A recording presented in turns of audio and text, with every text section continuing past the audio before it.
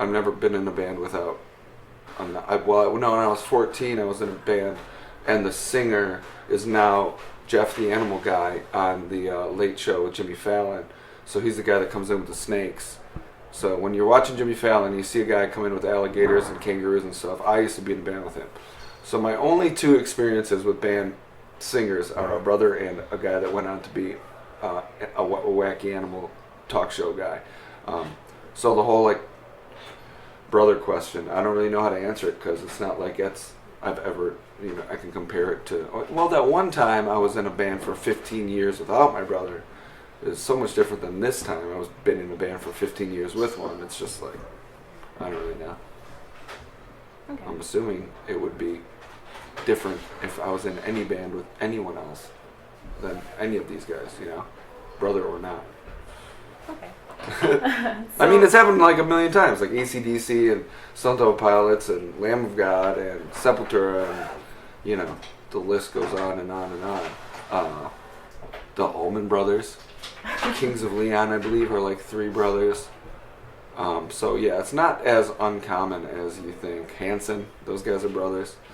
So we're not the first and probably won't be the last.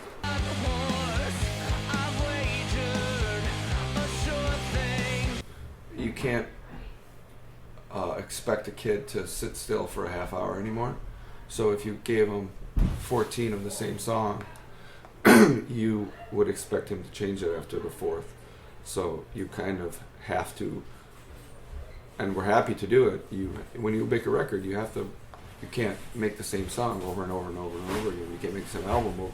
So yeah, it's fun to go like, okay, what's going to be the break in the water here? You got Revival Mode, you got Indian Giver, you got I think track 3, I can't really remember the name of it, but there's enough of those songs to break it up, because even I would probably get sick of 14 really fast, crazy songs. I'm not gonna pick on any band, but there's definitely times where if it's just fast and heavy the whole time, I even need a break.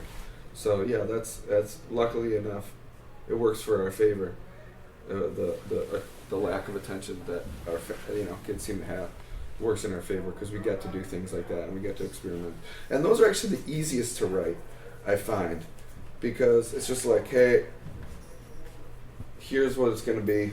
It's like 3 riffs and they're awesome and they go together and you're just like, oh, okay, I guess, yeah, cool. And then you never really overthink those kinds of songs. Those are just kind of ideas that just fall into place.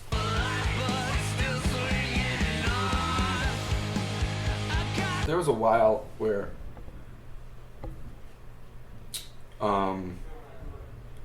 we were just we didn't know how to write songs. We would just play, okay, like here's a riff, okay, and I wrote a riff, okay, so we'll do that next. And it was like Last Night in Town was just a chronological order of riffs that we wrote, like we still play a song or two off of that, but if you listen to some of them, it's just 50 riffs and none of them repeat, and it's almost like, what were we thinking? It's like in my head, from my memory, I'm pretty sure we just sat down and we just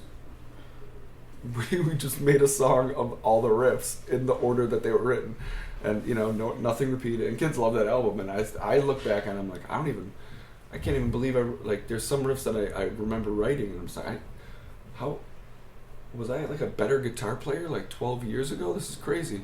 And I must have been. So I guess the only really progression is the fact that we give our riffs a little more respect now, where if it's good, we won't just play it for 8 seconds and then never play it again. We'll actually go okay, well, we're going to come back to this later because it's good. And instead of just jamming this next riff in, why don't we have it go into one that actually sounds good, and then we'll save that other good riff for later. It's almost like we were just so excited about every riff. We're just like, yeah, all right, this one now. All right, now this one. Okay, now this one. Like now there's just more. We're just better at writing songs, and we kind of are better at knowing what won't get boring to play. Because a lot of those songs are just like, like 5 minutes, 50 riffs, and you kind of don't even, you end up doing like too much thinking on stage. It's like you're not even enjoying yourself. You're just thinking about like drowning, and I like to just be able to play songs without having to think about it, because it's like a little more natural. So we kind of went into that, kind of calmed down, and we kind of just tried to make it a little more sensible.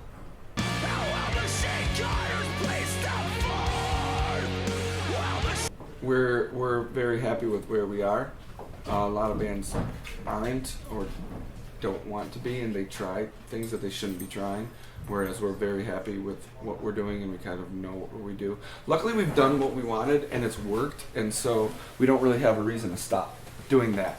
Like, our mentality has kind of always been like, yeah, let's do whatever we want, and it's yet to fail miserably, so we're kind of now blessed with that as an excuse. We're like, well, hey guys, let's keep doing what we want whenever we want to do it, because it's never not been a good idea.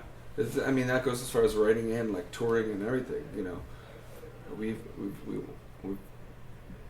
just spread out the board as far as touring goes. From a Warped Tour, then we went right from a Warped Tour into a Guar tour, into a headlining tour with Terror, into opening up for Devil Wears Prada, into going to Australia to do Big Day Out with the Killers and the Red Hot Chili Peppers. Now we're back here with Acacia Strain. Going out with Hatebreed. Like, a lot of bands would be jealous of the variety of touring that we can do.